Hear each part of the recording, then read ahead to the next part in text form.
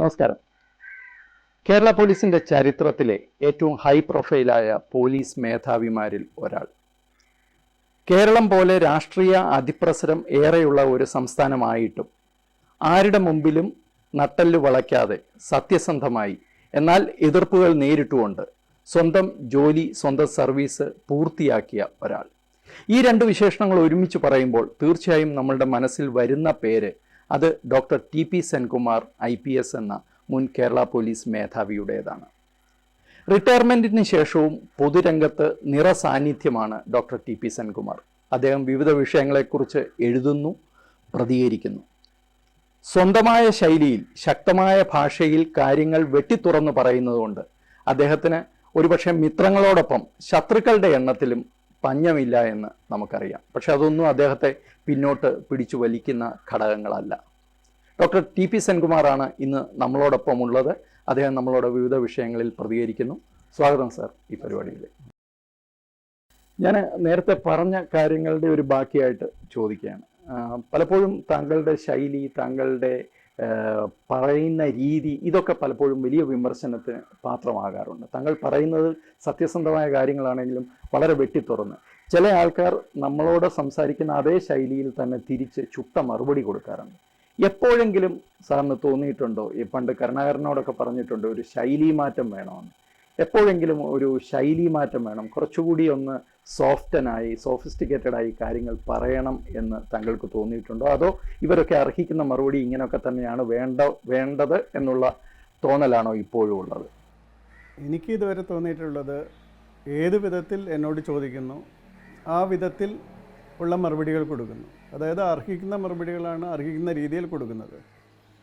അതുകൊണ്ട് പ്രത്യേകിച്ച് എന്തെങ്കിലും മാറ്റം അതിലുണ്ടാകണമെന്ന് എനിക്ക് തോന്നിയിട്ടില്ല. അതാണ് ഒന്നാമത്തെ കാര്യം. രണ്ടാമത്, പല കാര്യങ്ങളിലും വളരെ സോഫ്റ്റായിട്ടും പക്ഷേ കൃത്യമായിട്ട് മറുപടി പറയുക എന്നുള്ളത് പലർക്കും ഇഷ്ടപ്പെട്ടതല്ല. അതാണ് പലരും ഹാർഡായിട്ട് എന്ന് പറയുന്നത് എന്നാണ് എനിക്ക് തോന്നിയിട്ടുള്ളത്. അല്ലാതെ രൂക്ഷം എന്ന നിലയിൽ എനിക്ക് അങ്ങനെ പറയാൻ പറ്റില്ല.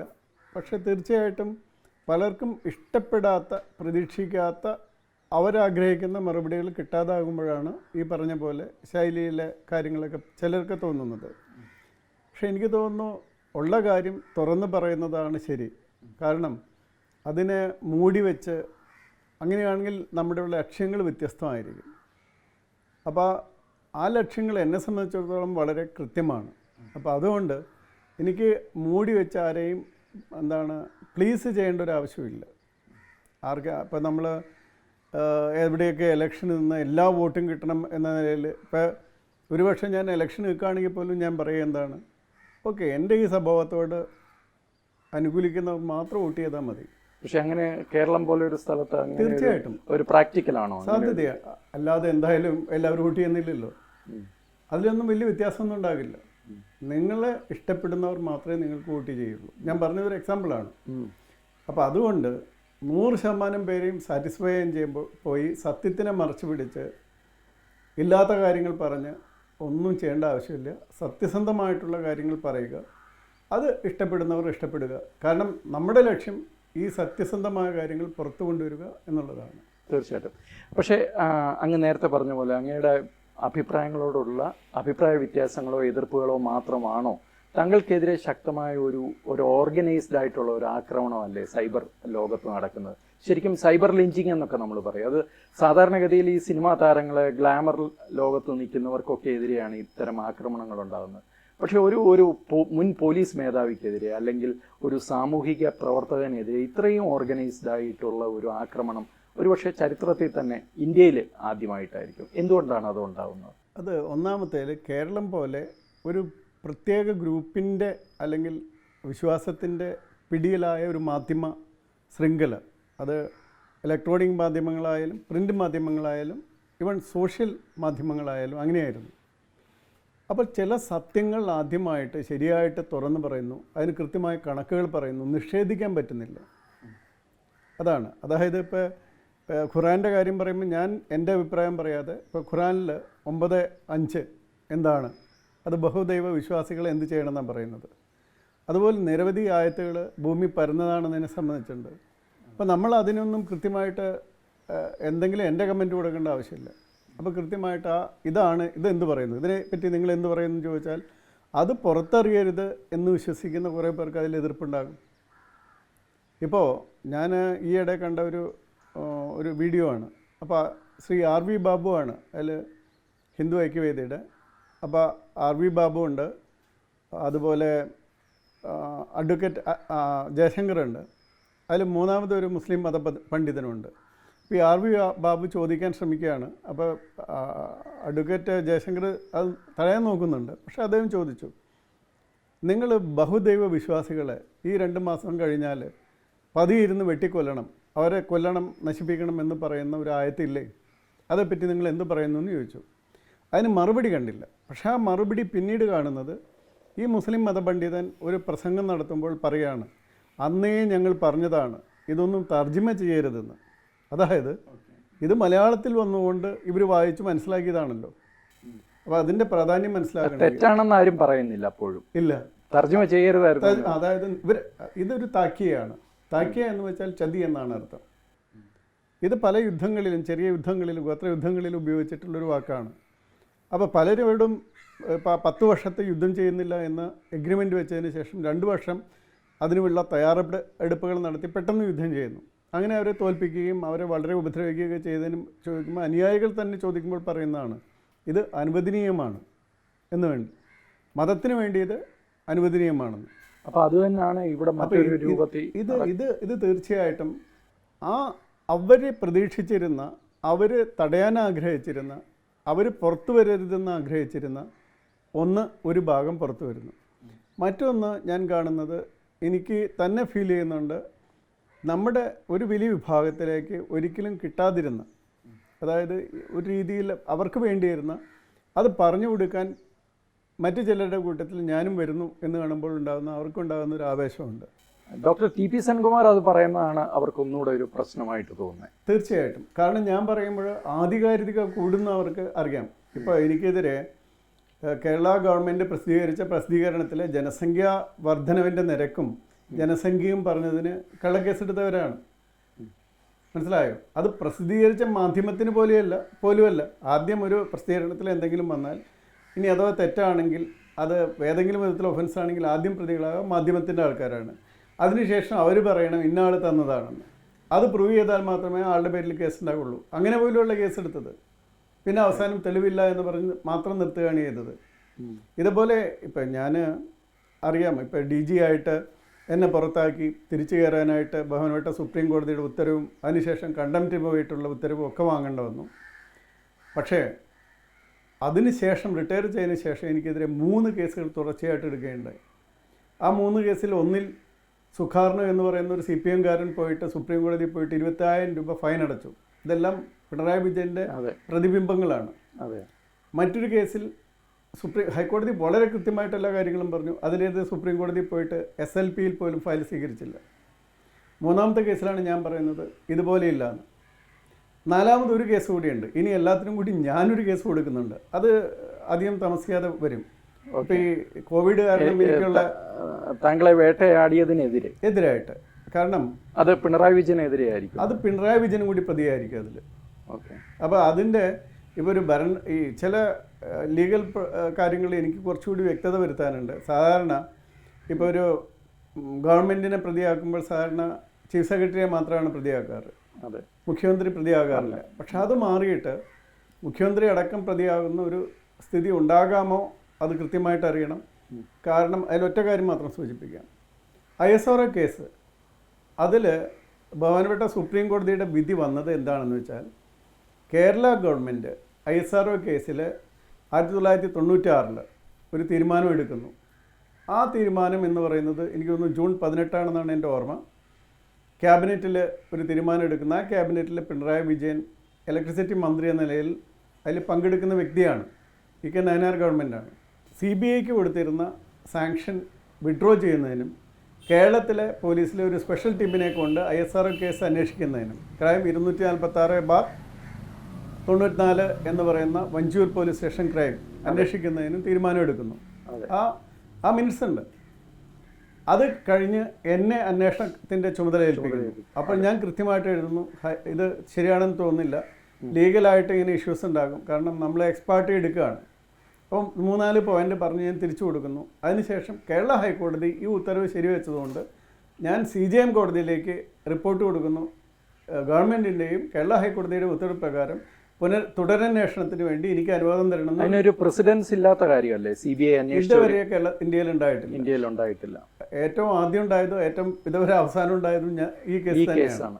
അതുകൊണ്ട് എന്ത് സംഭവിക്കുന്നു എന്ന് വെച്ചാൽ ആ കേസ് എൻ്റെ എല്ലാ 3 കേസും കഴിഞ്ഞപ്പോൾ കാറ്റിലേക്ക് എന്നെ എടുക്കേണ്ട വരും എന്ന് പറഞ്ഞപ്പോൾ ഈ ഒരു കേസിൽ കൊടുത്തിരിക്കുന്ന റിപ്പോർട്ട് എന്ന് പറയുന്നത് TP സെൻകുമാർ 1994 ഐസർ കേസുണ്ടായി. TP സെൻകുമാറിൻ്റെ നേതൃത്വത്തിൽ സ്പെഷ്യൽ ടീം ഇൻവെസ്റ്റിഗേഷൻ നടത്തി. അതിനുശേഷം ആ കേസ് CBIക്ക് കൊടുത്തു. അതിനുശേഷം ആ കേസ് വിട്ടുപോയി. അതിനുശേഷം സുപ്രീം കോടതി ഇങ്ങനെ വിധി പറഞ്ഞു. ഇപ്പോൾ നമ്പിനാരായണൻ പോയിട്ട് 50 ലക്ഷം രൂപ കൊടുക്കാൻ പറഞ്ഞു. അതെല്ലാം സെൻകുമാർ കൊടുക്കേണ്ടി വരും. മാത്രമല്ല ഒരു കമ്മിറ്റിയെ വെച്ച് അന്വേഷിക്കാൻ സുപ്രീം കോടതി പറഞ്ഞിട്ടുണ്ട്. അതുകൂടി വരുമ്പോൾ സെൻകുമാർ വളരെ ഗുരുതരാവസ്ഥയിലാകും എന്ന് അതുകൊണ്ട് കളവ് മാത്രം പറഞ്ഞ് ഒരു റിപ്പോർട്ട് കൊടുത്തിട്ടുണ്ട്. ഇത് തടയാൻ വേണ്ടി മാത്രം എന്ത് നുണയും ചെയ്യാമെന്ന്. അതായത് ആ തീരുമാനമെടുത്ത മന്ത്രിസഭയിൽ അംഗമായിട്ടുള്ള പിണറായി വിജയൻ മുഖ്യമന്ത്രിയായിരിക്കുമ്പോഴാണ് ഇതിനെ നമ്മൾ എന്തെന്നാ പറയുക, പിതൃശൂന്യത എന്നൊന്നും പറഞ്ഞാൽ ഇത് തീരില്ല. അത്രയും തെറ്റായ ഒരു കാര്യമാണ് ഈ ഗവൺമെന്റ് ചെയ്തത്. ഇതിനെതിരായിട്ടായിരിക്കുമോ താങ്കൾ? ഇത് മാത്രമല്ല, ഇതുപോലെ എന്നെ ഉപദ്രവിച്ചതിൻ്റെ ഇപ്പോൾ ഈ ഞാൻ പറഞ്ഞില്ലേ സുപ്രീം കോടതിയുടെ ജഡ്ജ്മെൻറ്റ്. ഇപ്പോൾ ആ സുപ്രീം കോടതിയിൽ വന്ന ജഡ്ജ്മെൻറ്റിൽ 2 കാര്യങ്ങളാണ് ഈ ഗവൺമെൻറ് എന്നെ മാറ്റാൻ പറഞ്ഞത്. ഒന്ന്, പെരുമ്പാവൂരിലെ അവിടെ പെൺകുട്ടിയുടെ കൊലപാതകത്തെ സംബന്ധിച്ചുള്ള കേസ്, കുട്ടിയുടെ പേര് ഞാൻ പറയുന്നില്ല, ജഡ്ജ്മെൻറ്റ് കഴിഞ്ഞാണ്. ആ ജഡ്ജ്മെൻറ്റിൽ കൃത്യമായിട്ടുണ്ട് 90%-ലധികം എവിഡൻസ് ഞങ്ങൾ എടുത്തതായിരുന്നു. ഒറ്റ കാര്യം മാത്രം നോക്കിയാൽ മതി. ഒരു ഇലക്ഷൻ ഒരു ഗവൺമെൻറ്റിനെ ബാധിക്കുന്ന കേസിൽ വളരെയധികം സാഹചര്യ തെളിവുണ്ടായിട്ടും വേറെ ഇല്ലാത്തൊരു പ്രതിയെ ഞങ്ങൾ അറസ്റ്റ് ചെയ്തില്ല എന്നുള്ളതല്ലേ വാസ്തവത്തിൽ അപ്രീഷിയേറ്റ് ചെയ്യേണ്ടത്. അപ്രീഷിയേറ്റ് ചെയ്യുന്നവരുണ്ട്, പ്രത്യേകിച്ചും ജുഡീഷ്യൽ സൈഡിലുണ്ടെന്ന് എനിക്കറിയാം. എന്നോട് പറഞ്ഞ ചിലരുമുണ്ട്. അതിൽ ഞങ്ങൾ വളരെയധികം സന്തോഷിച്ചു. കാരണം നിങ്ങൾ എത്ര പ്രഷർ വന്നിട്ടും ഒരു ഇല്ലാത്ത പ്രതിയെ അറസ്റ്റ് ചെയ്തില്ല, തെറ്റായ നടപടി എടുത്തില്ലല്ലോ. രണ്ടാമത് പുട്ടിങ്ങൽ. ഇപ്പോൾ പുട്ടിങ്ങൽ അന്വേഷണ കമ്മീഷൻ റിപ്പോർട്ട് വന്നിട്ടുണ്ട്. ഞാൻ പറഞ്ഞ അതേ രീതിയിലാണ് അദ്ദേഹത്തിൻ്റെ ഫൈൻഡിങ്. ഞാൻ പറഞ്ഞ അതേ കാര്യമാണ്. അപ്പോൾ എന്താണ് ഇവർക്ക് ചെയ്യാനുള്ളത്? ഇപ്പോൾ 4 വർഷമായി ഈ ഗവൺമെൻറ്റിന്. ഞാൻ ഈ 34 വർഷത്തെ സർവീസിനിടയിൽ ഏതെങ്കിലും സ്ഥലത്ത് തെറ്റായിട്ടോ രാഷ്ട്രീയപരമായിട്ടോ മതപരമായിട്ടോ മറ്റേതെങ്കിലും പക്ഷപാതപരമായിട്ടോ ചെയ്തു എന്ന് ഒരു ഇഷ്യൂ അവർക്ക് റേസ് ചെയ്യാൻ പറ്റിയിട്ടില്ല. ഇത്രയും നാളൊക്കെ നോക്കിച്ചിട്ടും ഈ ഇത്രയധികം കള്ളക്കേസുകളും എല്ലാം എടുത്ത് പരാജയപ്പെട്ടിട്ടുണ്ട്. ഇത് പിണറായി വിജയൻ്റെ ഒരു പൊളിറ്റിക്കൽ വെൻഡറ്റ തന്നെയാണെന്ന് വിശ്വസിക്കുന്നു. അതല്ലെങ്കിൽ ഇത് നടക്കില്ല. അതായത് ഒരു സിസ്റ്റത്തിന്, അതാണ് ഇവിടുത്തെ DGP ബെഹ്റയൊക്കെ അതിന് മാത്രം, അതായത് ഒരു പോലീസ് ഓഫീസർ ആരോട് നീതി പാലിക്കേണ്ടതാണ്? നിയമത്തോടും ഭരണഘടനയോടും എല്ലാമാണ് നീതി പാലിക്കേണ്ടത്. അതിനോടാണ് പ്രതിബദ്ധത ഉണ്ടാകേണ്ടത്. ഇപ്പോൾ 1947 ഇന്ത്യ സ്വതന്ത്രമായ ശേഷം ആൾ ഇന്ത്യ സർവീസുകൾ വേണ്ട എന്ന് പറയുന്ന സമയത്ത് സർദാർ വല്ലഭായ് പട്ടേൽ പറയുന്ന പ്രധാന കാര്യം 2-3 എണ്ണമാണ്. ഒന്ന്, ഇന്ത്യയുടെ ഒരു അയൺ ഫ്രെയിം വർക്കായിട്ട് അത് തുടരണം. രണ്ടാമത്, റെസിസ്റ്റൻസ് ടു പ്രഷേഴ്സ് ആയിട്ടുള്ളത് ആൾ ഇന്ത്യ സർവീസ് വേണം. അതാത് സംസ്ഥാനങ്ങളിൽ നിന്നുള്ള ആൾക്കാർ മാത്രം അങ്ങനെയുള്ളവരാണെങ്കിൽ അവർ പെട്ടെന്ന് പ്രഷറിന് വീണു പോകും, നമ്മുടെ ജനാധിപത്യം ഇല്ലാതാകും. കാരണം നിയമത്തിനും നീതിക്കുമല്ല പ്രാധാന്യം, ഭരിക്കുന്ന ആ ഒരു വ്യക്തിക്കാണെങ്കിൽ അത് നമ്മുടെ നോർത്ത് കൊറിയ പോലെയാകും. വാസ്തവത്തിൽ ഗവൺമെൻറ് ഓഫ് ഇന്ത്യയും ഈ ഭരണഘടനയും പുറത്തുനിന്നുള്ള ഭരണകൂടങ്ങളില്ലെങ്കിൽ കേരളം എത്രയോ നാൾ മുമ്പേ നോർത്ത് കൊറിയ കിമിൻ ഒങ് മാറുമായിരുന്നു. അതിനുള്ള എല്ലാ സ്വഭാവങ്ങളും തെരഞ്ഞ ഒരാളാണ് മുഖ്യമന്ത്രി എന്ന് പറയാൻ എനിക്ക് യാതൊരു മടിയില്ല. ഇപ്പം മറ്റു വകുപ്പിലെ മന്ത്രിമാരുടെ കാര്യങ്ങളായാലും എന്തായാലും ജനാധിപത്യമായിട്ട് യാതൊരു ബന്ധവുമില്ല. ഇപ്പം നടക്കുന്ന മന്ത്രിസഭയുടെ ഒരു പ്രവർത്തന രീതിയിലും ആ ഒരു ഏകാധിപത്യ സ്വഭാവം തീർച്ചയായിട്ടും. ഇപ്പോൾ 2 മന്ത്രിമാർ ഒരു ശബ്ദവും മിണ്ടാതെ അപ്പുറത്ത് ഇപ്പുറത്ത് ഇരുന്ന് നടത്തുന്ന എല്ലാ ദിവസത്തെ മാധ്യമ കസർത്തുകൾ കണ്ടാൽ തന്നെ സാധാരണക്കാരന് മനസ്സിലാകണ്ടേ? അതുപോലെ ചോദ്യങ്ങൾ ചോദിച്ചാൽ ഉത്തരം പറയുന്ന രീതി കണ്ടാൽ മനസ്സിലാകണ്ടേ? അപ്പോൾ ഞാൻ പറയുന്നത് മാത്രം റേഡിയോ പോലെ നിങ്ങൾ കേട്ടാൽ മതി. നിങ്ങൾക്ക് എനിക്ക് അസൗകര്യമുള്ള ക്വസ്റ്റ്യങ്ങൾ ചോദിക്കാൻ യാതൊരു അവസരമില്ല എന്ന് കൃത്യമായിട്ട് പറയല്ലേ? സാറേ, ഈ മുഖ്യമന്ത്രിക്കെതിരെ ഇത് പറയുന്നു, അദ്ദേഹത്തിന് താങ്കളോട് ഒരു രാഷ്ട്രീയ വിരോധം ഉണ്ടെന്ന് പറഞ്ഞു. കേരളം നമുക്കറിയാം, കേരളത്തിലെ 2 പ്രധാന രാഷ്ട്രീയ ശക്തികളായിട്ട് ഇടത് വലത് മുന്നണികളാണ്. പക്ഷെ വലത് മുന്നണിയിലുള്ളവരും താങ്കളോട് അത്ര അനുകൂലമായിട്ടുള്ള, ഇപ്പം അന്ന് ആഭ്യന്തരമന്ത്രിയായിരുന്ന രമേശ് ചെന്നിത്തല പറഞ്ഞ എൻ്റെ ജീവിതത്തിലെ ഏറ്റവും വലിയ തെറ്റായിപ്പോയി അദ്ദേഹത്തെ DGP. അപ്പോൾ അവിടുന്നും താങ്കൾക്കൊരു സപ്പോർട്ട് കിട്ടുന്നില്ല, ഇവിടുന്നും താങ്കൾക്ക് ഒരു ഇത് കിട്ടുന്നില്ല. അതെന്തുകൊണ്ടായിരിക്കും അങ്ങനെ? അത് എൻ്റെ ലക്ഷ്യം കൃത്യമായിട്ട് ഞാൻ പ്രഖ്യാപിച്ചിട്ടുണ്ട്. അത് സനാതനധർമ്മത്തെ പരമാവധി സഹായിക്കുന്ന ഒന്നായിരിക്കും എന്ന് ഞാൻ പ്രഖ്യാപിച്ചിട്ടുണ്ട്. അത് അവരുടെ രണ്ട് കൂട്ടരുടെയും ലക്ഷ്യമല്ല. അതിൽ ഒരു കൂട്ടരുടെ ലക്ഷ്യം അത് തകർക്കുക എന്നുള്ളതാണ്. ഇപ്പോഴത്തെ മുഖ്യമന്ത്രി അടങ്ങിയിരിക്കുന്ന ഗ്രൂപ്പിൻ്റെ ഉദ്ദേശം അത് തകർക്കുക എന്നുള്ളതാണ്. മറ്റൊരു ഗ്രൂപ്പിന് അതെല്ലാം ഒളിപ്പിച്ച് വെച്ച് എങ്ങനെയും അധികാരത്തിലെത്തുക എന്നുള്ളത് മാത്രമാണ് ലക്ഷ്യം, പ്രത്യേകിച്ച് ഈ രമേശ് ചെന്നിത്തലയെ പോലുള്ളവർക്ക്. അപ്പോൾ ഞാനതിന് മറുപടി പറഞ്ഞത് ശ്രദ്ധിച്ച് കാണും.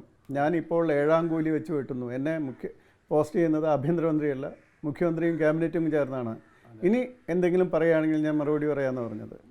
അതുകൊണ്ട് അദ്ദേഹം നിർത്തി. ഞാൻ ചോദിച്ചല്ലോ, എപ്പോഴാണെങ്കിലും പറഞ്ഞോട്ടെ, ഞാൻ മറുപടി പറഞ്ഞോളാം, അത്രയേ ഉള്ളൂ. അപ്പോൾ കാരണം ഇവർക്കെല്ലാം കേരളത്തിൻ്റെയും ഇന്ത്യയുടെയും ലോകത്തിൻ്റെയും യാഥാർത്ഥ്യങ്ങൾ അറിയാത്തത് കൊണ്ടല്ല ഈ മുഖം കാണിക്കുന്നത്.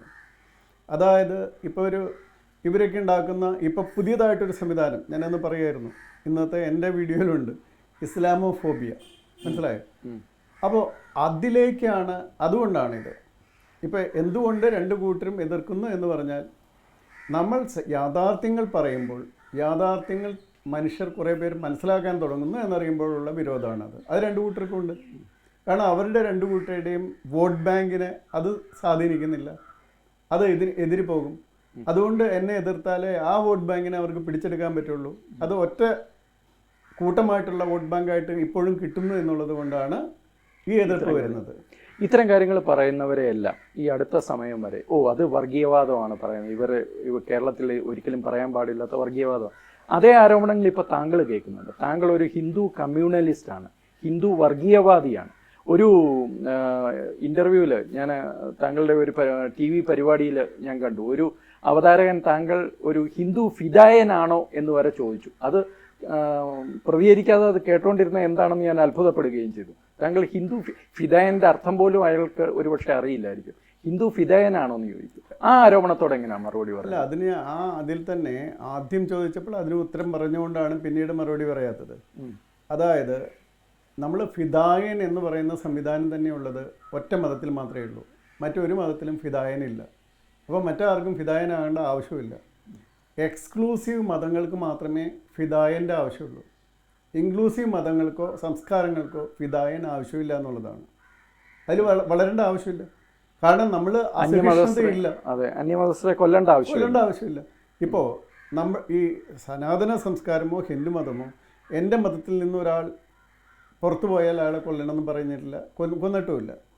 അതുപോലെ മറ്റൊരാൾക്ക് തോന്നുന്ന വിശ്വാസം ശരിയാണെന്ന് പറഞ്ഞുകൊണ്ടും അയാളെ വധിക്കണമെന്ന് പറഞ്ഞിട്ടില്ല, വധിച്ചിട്ടുമില്ല. അത് ചെയ്യുന്ന മതങ്ങളുണ്ട്. അതായത് അവരുടെ എഴുതപ്പെട്ട പുസ്തകങ്ങളനുസരിച്ച് അത് ചെയ്യണം എന്ന് എഴുതി വെച്ചിട്ടുള്ളത് കൊണ്ട് അത് ചെയ്യുന്നവരുണ്ട്. അപ്പോൾ അത്തരം കാര്യങ്ങൾ നോക്കുക, സത്യം മറയ്ക്കപ്പെട്ടിരിക്കുകയായിരുന്നു. ഞാൻ ഈ കഴിഞ്ഞ 2.5 വർഷം കൊണ്ട് ചെയ്ത പ്രധാന പണി എന്ന് പറയുന്നത് കേരളത്തിനെ സംബന്ധിച്ചിടത്തോളം അത്തരം സത്യങ്ങൾ പുറത്ത് കാണിക്കുക. അടച്ചു വെച്ചിരിക്കുന്നത് പണ്ടോരസ് ബോക്സ് ആണെങ്കിൽ പണ്ടോരസ് ബോക്സ്, അത് പുറത്ത് വന്നേ പറ്റൂ. കാരണം സത്യം അറിഞ്ഞ് ജനങ്ങൾ എല്ലാവരും കൂടി ചർച്ച ചെയ്ത് പ്രതികരിച്ച് അതിനുശേഷം ഒരു തീരുമാനം ഉണ്ടാക്കണം.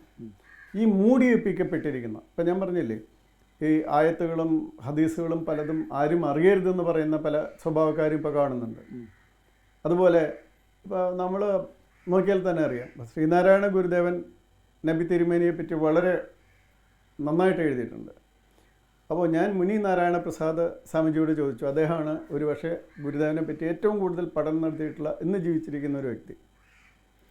അപ്പോൾ അദ്ദേഹത്തിനോട് ഒരു ദിവസം സർവമതസാരവും അഖില സാര ഒന്നാണ് എന്ന് പറയുന്ന അതിൽ ഞാൻ ചോദിച്ചു, എല്ലാ മതങ്ങളും പറയുന്നത് ഒന്ന് തന്നെയാണോ? അപ്പോൾ അദ്ദേഹം പറഞ്ഞു അതിങ്ങനെയാണ് അങ്ങനെയാണ്. അപ്പം ഞാൻ പറഞ്ഞു, സ്വാമിജി ഞാൻ ഉദ്ഘാടനം ചെയ്യുന്ന ഒരു കുട്ടികളുടെ ഒരു വേദിയാണ് അവിടെ അദ്ദേഹത്തിൻ്റെ ആശ്രമത്തിൽ വെച്ച്. അപ്പോൾ ഞാൻ പറഞ്ഞു, സ്വാമിജി എനിക്ക് തൃപ്തിയായില്ല, പക്ഷേ ഇപ്പം ഞാൻ കുട്ടികളുള്ളതുകൊണ്ട് കൂടുതൽ ചോദിക്കുന്നില്ല. കഴിഞ്ഞ തവണ ഇതുപോലെ അദ്ദേഹത്തിൻ്റെ അടുത്ത് ചെന്നപ്പോൾ ഞാൻ ചോദിച്ചു, സ്വാമിജി ഗുരുദേവൻ ഖുറാൻ വായിച്ചിരിക്കുമോ?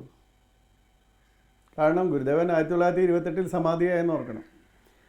അപ്പോൾ 1963 മൊയ്തു മൗലവി എന്ന് പറയുന്ന ഒരു തലശ്ശേരിക്കാരനാണ് ആദ്യമായിട്ട് ഖുറാൻ മലയാളത്തിലേക്ക് പൂർണ്ണമായിട്ട് തർജ്ജമ ചെയ്യുന്ന ആദ്യത്തെ വ്യക്തി.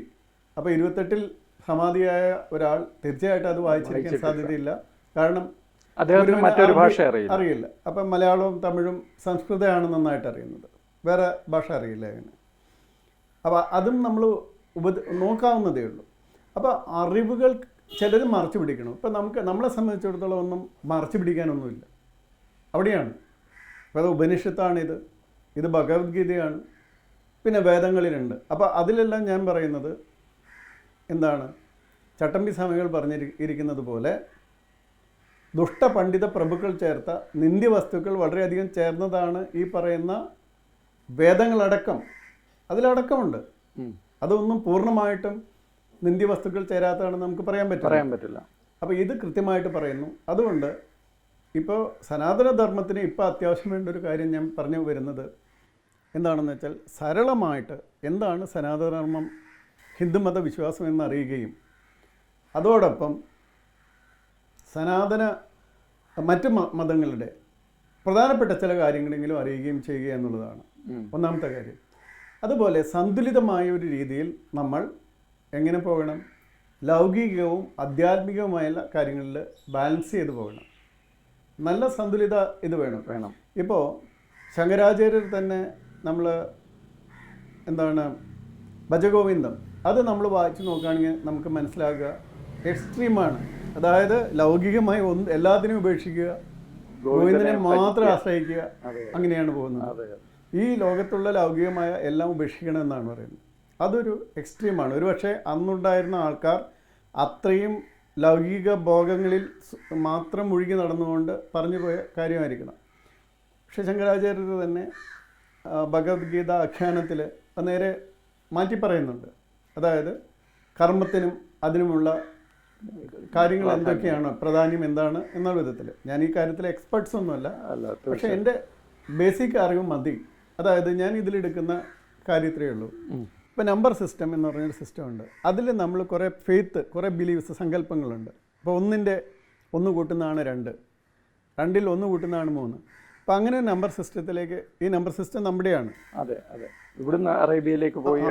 ഇപ്പോഴും അവർ പറയുന്നത് 2000 കൊല്ലങ്ങൾക്ക് മുമ്പ് തന്നെ, അതായത് മറ്റാരും ഇതേപ്പറ്റി ചിന്തിക്കുന്നതിന് മുമ്പ് തന്നെ ഇന്ത്യയിൽ ഈ മെട്രിക് സിസ്റ്റം 10 ബേസായിട്ടുള്ള മെട്രിക് സിസ്റ്റം ഉണ്ടായിരുന്നു എന്ന് പറയുന്നുണ്ട്. അപ്പോൾ ഇതിൽ നമുക്ക് 2+2 4 നമ്മൾ പഠിച്ചു കഴിഞ്ഞു. ഇനി എന്നോടൊരാൾ ചോദിക്കുകയാണ് ഒരു സന്ദർഭത്തിൽ 2+2 എത്രയാണ്, ഞാൻ എൻ്റെ അടുത്തിരിക്കുന്ന ഇടത് സൈഡിലിരിക്കുന്ന ആളെ ഉത്തരം എത്രയാണെന്ന് നോക്കണോ, വലത് സൈഡിൽ എത്രയാണെന്ന് നോക്കണം, മുകളിൽ എത്രയാണെന്ന് നോക്കണോ, മുന്നിൽ എത്രയാണെന്ന് നോക്കണം, പുറകിൽ എത്രയാണെന്ന് നോക്കണം, താഴെ എത്രയാണെന്ന് നോക്കണം, ഒന്നും വേണ്ട. കാരണം എനിക്ക് ഷുവറാണ്, എൻ്റെ ബേസിക്സ് ഇത് ഷുവറാണെങ്കിൽ. അതുകൊണ്ടാണ് ഞാനിപ്പോൾ ചിലരോട് പറയാറുണ്ട്, നിങ്ങൾ പറയുന്ന പല തത്വങ്ങളും തെറ്റാണ്. ഇപ്പോൾ ഒരു അമ്പലത്തിൽ കോഴിയെ ബലി കൊടുക്കാമോ? പറ്റില്ല, അത് തെറ്റാണ്. കാരണം എല്ലാ ജീവനുകളും ഒരു പരമാത്മാവിൽ നിന്ന് വരുന്നതാണ്. അപ്പോൾ ഒരു പരമാത്മാവിൽ നിന്ന് വരുന്ന ഒരു ജീവനെ ബലി കൊടുത്തിട്ട് നിങ്ങൾക്ക് മറ്റൊന്നും നേടാൻ സാധിക്കില്ല. നിങ്ങൾ അങ്ങനെ പറയുകയാണെങ്കിൽ ഒരു കുട്ടിയെ ബലി കൊടുക്കാം, ഒരു മനുഷ്യനെ ബലി കൊടുക്കാമെന്നും പറയണം. അത് വരും. അപ്പോൾ അതുകൊണ്ട് എനിക്ക് ആ തെറ്റ് അറിയാനായിട്ട് അടിസ്ഥാന പ്രമാണങ്ങളിലുള്ള വിശ്വാസം മാത്രം മതി. അപ്പോൾ നമ്മൾ അതിലാണ് വിശ്വസിക്കുന്നത്. അടിസ്ഥാനപരമായിട്ട് ഇതെന്താണ്? അപ്പോൾ അതിന് എങ്ങനെയാണ് തെറ്റ് കാണുന്നത് എങ്ങനെയാണെന്ന് വെച്ചാൽ അതിൻ്റെ ഒരു ഗതിയുണ്ട്. അപ്പോൾ അതിൽ ചെറിയ മാറ്റങ്ങളൊക്കെ ഉണ്ടാവും. എതിർപ്പോൾ ഒരു കല്ല് കിടക്കുന്നതുകൊണ്ട് ഒരു പുഴയ്ക്ക് ചെറിയ മാറ്റം ഉണ്ടാകും. പക്ഷെ അതിൽ 90 ഡിഗ്രി ആംഗിളിലൊക്കെ ഇത് തിരിഞ്ഞു പോവുകയാണെങ്കിൽ തീർച്ചയായിട്ടും നിന്ദ്യവസ്തുക്കൾ മാത്രം കൊണ്ടുവന്നിട്ട് തിരിഞ്ഞു പോകുന്നതാണത്. അപ്പോൾ അത് നമ്മൾ ശ്രദ്ധിക്കേണ്ടി വരും. അതുകൊണ്ട് എന്നെ സംബന്ധിച്ചിടത്തോളം വളരെ ഉദാത്തമായ ഒരു സംസ്കാരത്തിൽ പിറക്കാൻ സാധിച്ചതിൻ്റെ അഭിമാനം മാത്രമല്ല, അതിൻ്റെ ഗുണങ്ങളുമുണ്ട്. അത് നമ്മൾ മറ്റുള്ളവർക്ക് പറഞ്ഞു കൊടുക്കാൻ ശ്രമിക്കുന്നു. ഇത്രയാണ് ഞാൻ ചെയ്യുന്നത്. പക്ഷേ ഈ കഴിഞ്ഞ 2.5 വർഷമായിട്ട് താങ്കൾ ഇങ്ങനെ കാര്യങ്ങൾ നിരന്തരം പറഞ്ഞുകൊണ്ടിരിക്കുന്നു. അതിന് ഉദ്ദേശിച്ച ഒരു ഫലം ഉണ്ടാകുന്നുണ്ട്, അല്ലെങ്കിൽ അതിൻ്റെ സൂചനയെങ്കിലും ഉണ്ടോ എന്ന് തോന്നുന്നുണ്ട്? തീർച്ചയായിട്ടും. അതിൽ വേറെ ഒന്നും നോക്കണ്ട. ഇപ്പോഴ് എൻ്റെ ഫേസ്ബുക്ക് മാത്രം നോക്കിയാൽ മതി. എൻ്റെ ഫേസ്ബുക്ക് തുടങ്ങിയിട്ട് ഇപ്പോൾ 1 വർഷമായിട്ടുള്ളൂ. ഞാനിത് ഒക്കെ തുടങ്ങിയെങ്കിലും ഫേസ്ബുക്കും തുടങ്ങിയില്ലായിരുന്നു. അതിലാദ്യം വരുമ്പോൾ നമുക്ക് ഫേസ്ബുക്ക് തുറക്കാൻ പറ്റാത്ത വിധത്തിൽ നമ്മളെ എതിർത്ത് മാത്രം തെറികൾ മാത്രം വരുന്ന ഒരു സന്ദർഭം ഉണ്ടായിരുന്നു. ഇപ്പോൾ അതേപോലെ ഇഷ്ടം പോലെ നല്ല കാര്യങ്ങൾ പറയുന്ന, സപ്പോർട്ട് ചെയ്യുന്ന എത്രയോ പേരുണ്ട്. മനസ്സിലായോ? തീർച്ചയായിട്ടും. അത് മാത്രമല്ല, ഈ പറയുന്ന തെറി പറയുന്നവർ പലരും അടങ്ങി. അവർക്ക് മനസ്സിലായി ഇത് നിൽക്കില്ല എന്ന്. കാര്യങ്ങൾ പറയുന്നതിന് പിന്നെയും അതിപ്പോൾ ഫേസ്ബുക്കിൽ നിന്ന് യൂട്യൂബിലും അതുപോലെ എല്ലാം വളർന്ന് മാറുന്നു. ഇത് എനിക്ക് മാത്രം പറ്റിയതല്ല. അതോടുകൂടി ഇപ്പം എന്നോട് പലരും പറഞ്ഞിട്ടുണ്ട്, നിങ്ങൾ എന്തിനാണ് ഈ തെറി കേൾക്കാൻ നിൽക്കുന്നത്, നിങ്ങളൊരു DGP അല്ലേ, ആയിരുന്ന ആളല്ലേ. അതുകൊണ്ട് ഞാൻ പറഞ്ഞു DGP KGP ഒന്നും എനിക്ക് പ്രശ്നമില്ല, നമ്മൾ കൃത്യമായിട്ടുള്ള മറുപടി പറയും. പിന്നെ ചിലർക്കാണെങ്കിൽ അവരുടെ അതേ ഭാഷയിൽ പറയാനും യാതൊരു മടിയില്ല. ഞാൻ ചിലപ്പോഴൊക്കെ പറയാറുണ്ട്, ഇപ്പം നമ്മളോട് വല്ല ആൾക്കാരും പറഞ്ഞാൽ നമ്മൾ വളരെ സംസ്കാര സമ്പന്നമായിട്ട് മിണ്ടാതിരിക്കണം, അല്ലെങ്കിൽ അങ്ങനെയുള്ള മറുപടി കൊടുക്കണം. ഞാൻ അതിൽ വിശ്വസിക്കുന്നില്ല. അത് ഭയത്തിൻ്റെയാണ്. നിങ്ങൾ പേടിച്ചിട്ട് മിണ്ടാതിരിക്കുകയാണ് മറുപടി കൊടുക്കുക. തെറിക്ക് ഉത്തരം മുറിപ്പത്തൽ, അത് ചിലപ്പോൾ ചെയ്യേണ്ടി വരും. അപ്പോൾ അതുകൊണ്ടൊക്കെ വളരെയധികം വ്യത്യാസം ഈ സനാതന ധർമ്മ വിശ്വാസികളുടെ ഇടയിൽ ഉണ്ടാകുന്നുണ്ട്. അതിൻ്റെ അനുഭവം നമുക്ക് കിട്ടുന്നുണ്ട് എന്നാണ് ഞാൻ വിശ്വസിക്കുന്നത്, എനിക്ക് മനസ്സിലാവുന്നത്. താങ്കളെക്കുറിച്ച് വേറൊരു വലിയ ആരോപണം, താങ്കൾ ഒരു മുസ്ലിം വിരുദ്ധനാണെന്നാണ്. ഹിന്ദുമതത്തെക്കുറിച്ച് പറയുന്നത് വെരിമച്ച് ഓക്കെ, ഹിന്ദുമതത്തിൻ്റെ ഗുണങ്ങൾ. പക്ഷേ താങ്കൾ എപ്പോഴും ഇസ്ലാമിനെ ടാർഗറ്റ് ചെയ്ത് സംസാരിക്കുന്നു. നേരത്തെ ഇസ്ലാമോഫോബിയയെക്കുറിച്ച് പറഞ്ഞു, ഇസ്ലാമിനെ ടാർഗറ്റ് ചെയ്ത് സംസാരിക്കുന്നു. ശരിക്കും അങ്ങനെയാണോ? കേരളം പോലെ ഒരു സംസ്ഥാനത്ത് എല്ലാ മതവിഭാഗക്കാരും ഒരുമിച്ചുണ്ട്, എല്ലാവരും ഒരുമിച്ച് സഹോദര്യത്തോടെ സമത്വമായി ജീവിക്കുന്നു എന്നൊക്കെയാണ് സങ്കല്പവും നമ്മളെ പറഞ്ഞു പഠിപ്പിച്ചിട്ടുള്ളത്. അപ്പോൾ അവിടെയാണ് താങ്കൾ ആ ഒരു ഇളക്കം ഉണ്ടാക്കുന്നത്, താങ്കൾ ഒരു സ്റ്റിർ ചെയ്യുന്നത്. അത് എത്രത്തോളം സത്യത്തിൽ അധിഷ്ഠിതമാണ്? ശരിക്കും ഒരു ഇസ്ലാമിക വിരുദ്ധത മനസ്സിലുണ്ടോ? ഇല്ല, പൂർണ്ണമായിട്ടും സത്യങ്ങൾ പുറത്തു വരുന്നതോടുകൂടി, അതായത് ഇവിടെ ഒരു പ്ലാനുണ്ട്. 1947 ഇന്ത്യ സ്വതന്ത്രയാവുന്ന സമയത്ത് ഒരു ഭാഗം മതമായിട്ട് മാറി ഒരു രാജ്യം ഉണ്ടാക്കി പോകുന്നു. ആ രാജ്യത്ത് 23% ശരാശരി ഹിന്ദുക്കൾ പ്രധാനമായിട്ടുള്ള ന്യൂനപക്ഷം ഉണ്ടായിരുന്നു. അവർക്ക് പ്രൊട്ടക്ഷൻ കൊടുക്കുമെന്ന് പറഞ്ഞിട്ടും ഇന്ന് അവർ 1% താഴെയാണ്. ആ 1% പോലും ഏത് വിധത്തിൽ പീഡിപ്പിക്കപ്പെടുന്നു എന്ന് നമ്മൾ കാണുന്നതാണ്. അതിനൊരാളും ഇവിടെ പ്രതിഷേധിക്കാറില്ല. ഇപ്പോൾ പശ്ചിമ ബംഗാളിൽ പോലും ഇപ്പോൾ കഴിഞ്ഞ ദിവസം നടന്ന ഹിന്ദു വംശീകരണ ആ ഹത്യ, അതിന് പോലും ആരും പ്രതികരിക്കുന്നില്ല. അതേസമയം ഇന്ത്യ സ്വതന്ത്രമാകുമ്പോൾ 3.25 കോടി മാത്രം ഉണ്ടായിരുന്ന മുസ്ലിം ജനസംഖ്യ ഇന്ന് 20 കോടിയിലധികമായി.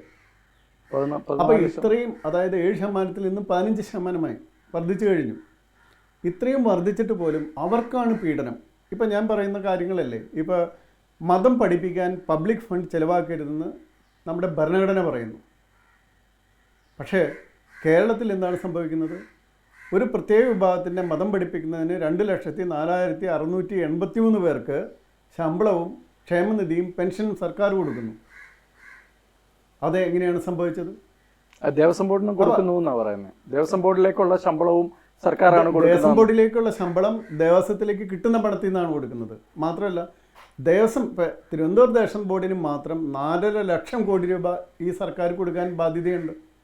അതായത് കേണൽ മൺട്രോ 1,20,000 ഏക്കർ സ്ഥലം ഈ ഏറ്റെടുക്കുമ്പോൾ അന്ന് വെച്ചിരുന്നത് 16 ലക്ഷം രൂപയാണ്. ഇന്നേക്കും 209 കൊല്ലം മുമ്പ് വെച്ചിരുന്നതാണ്. അപ്പോൾ ഇത് മാത്രമല്ല, 1970 ഒരു നിയമം ഉണ്ടാക്കിയിട്ടുണ്ട് നമ്മുടെ തിരുവാങ്കൂർ ഇതിനനുസരിച്ച്.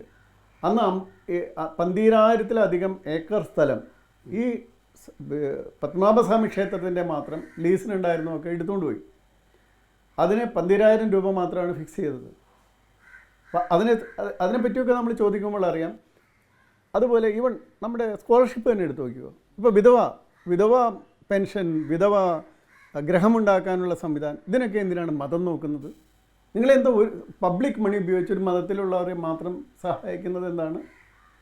ശരിക്കും ഈ സെക്യുലറിസം എന്ന് പറയുന്ന ഇന്ത്യയിൽ ഒരു ഏറ്റവും അങ്ങേയറ്റം തെറ്റായി വ്യാഖ്യാനിക്കപ്പെട്ട, വളരെ കുറച്ചുകൂടി ശക്തമായി പറഞ്ഞാൽ ഏറ്റവും കൂടുതൽ വ്യഭിചരിക്കപ്പെട്ട ഒരു പദമാണ്. തീർച്ചയായിട്ടും. അതായത് secularism in India anti Hinduism.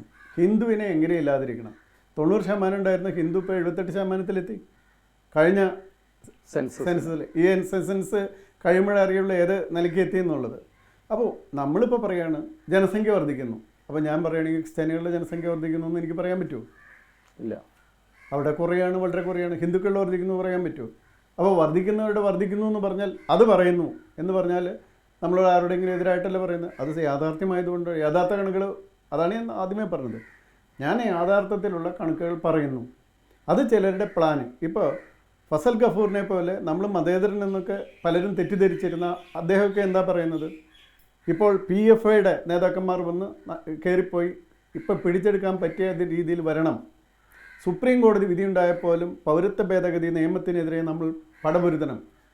ഇപ്പോൾ കേരളത്തിൽ റിട്ടയർ ചെയ്ത ഒരു ജഡ്ജ്, അദ്ദേഹം കാറിൻ്റെ കാര്യം ചോദിച്ചാൽ പിന്നെ അദ്ദേഹത്തിനെ കണ്ടിട്ടില്ല, ആ ജഡ്ജ് സൗദി അറേബ്യയിൽ പോയിട്ട് എന്താ പ്രസംഗിക്കുന്നത്, ഒരു ബഹുസ്വര സൊസൈറ്റിയിൽ നിങ്ങൾ ഇത്തരം ഹദീസുകളും ഇത്തരം ആയത്തുകളും പുറത്താക്കരുത്. അപ്പം അതായത് മുഖ്യമന്ത്രി ആയിരുന്ന ശ്രീ VS അച്യുതാനന്ദൻ പറഞ്ഞതുപോലെ, അല്ലെങ്കിൽ ഒരു ബാലുശ്ശേരിയുണ്ട്, അദ്ദേഹമൊക്കെ പറഞ്ഞതുപോലെ ഒരു പ്രത്യേക മതരാജ്യം ഇന്ത്യയിലും പ്രത്യേകിച്ച് കേരളത്തിലും ഉണ്ടാക്കാൻ ശ്രമിക്കുന്ന ചിലർക്ക് ഞാൻ പറയുന്നത് പിടിക്കുന്നില്ല. അപ്പോൾ അതുകൊണ്ട് അവരെന്താ ചെയ്യേണ്ടത്? ഇപ്പോൾ ISISനെതിരെ എത്ര പേര്, ഇതിലെ പ്രധാനമായിട്ടുള്ള പ്രശ്നം എന്ന് വെച്ചാൽ മറ്റ് മതങ്ങളിൽ, ഇപ്പോൾ ക്രിസ്ത്യാനികളടക്കമുള്ള മതങ്ങളിൽ, ഇപ്പോൾ ഫ്രാങ്കോ അച്ഛനുണ്ടായെങ്കിൽ അതിൽ തന്നെ ഇഷ്ടംപോലെ എതിർപ്പുണ്ടായി. അതെ അതെ. പക്ഷേ ഇവിടെ എന്ത് നടക്കുന്നു? ISIS വന്നിട്ട് പോലും ഒരു വലിയ മുന്നേറ്റം അതിനെതിരെ, അങ്ങനെ ഒരു അത് തെറ്റാണ് എന്ന് ചെയ്തതെന്ന് പറയാനായിട്ട് ആരും ഉണ്ടാകുന്നില്ല.